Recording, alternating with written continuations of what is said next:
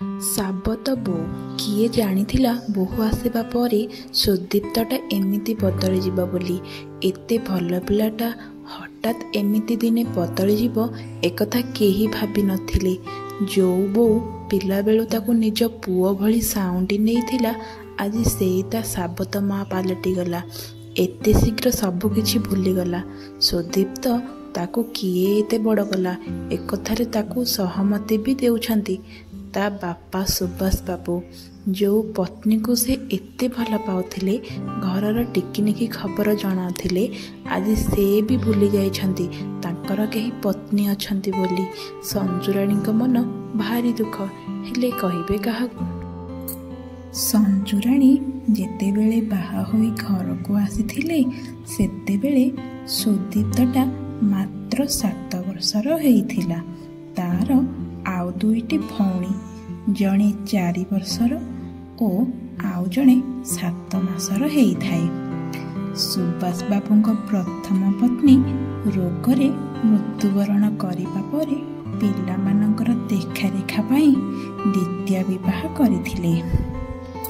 ସଞ୍ଜୁରାଣୀ ବି ଆସିବା ପରେ ପିଲା ତିନୋଟିକୁ ନିଜର ପିଲା ଭାବେ କୋଳେଇ ନେଇଥିଲେ।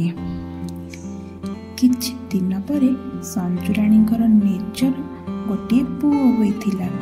ତଥାପି ସେ ନିଜ ପୁଅ ଆଉ ସେମାନଙ୍କ ଭିତରେ କୌଣସି ଅନ୍ତର ଦେଖୁନଥିଲେ।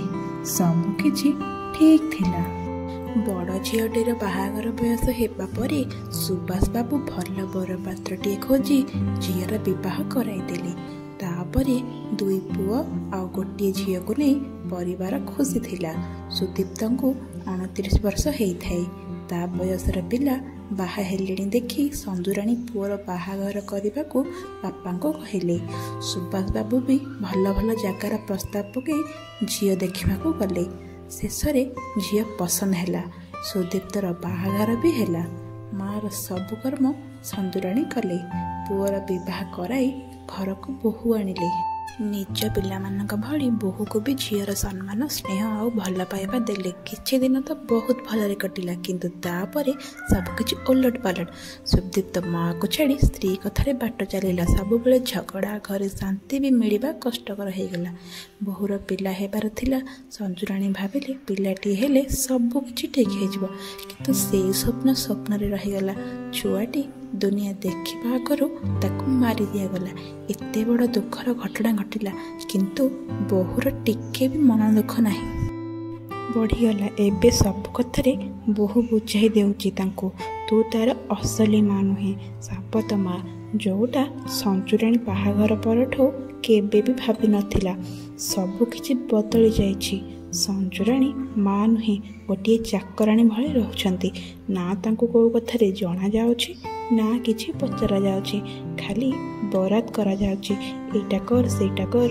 ବୋହୂ ଆସିଲା ପରେ ଏମିତି ସବୁ ହେବ ବୋଲି ସଞ୍ଜୁରାଣୀ କେବେ ବି ଭାବିନଥିଲେ। ଏବେ ଭାବିଲେ କି ହେବ? ଯେଉଁଠି ସ୍ୱାମୀ ଆଉ ପୁଅ ନିଜର ନହେଲେ ସେଠି ପର ଝିଅକୁ ଦୋଷ ଦେଇ କିବା ଲାଭ ଭାବି ଚୁପ୍ ରହିଯାଆନ୍ତି।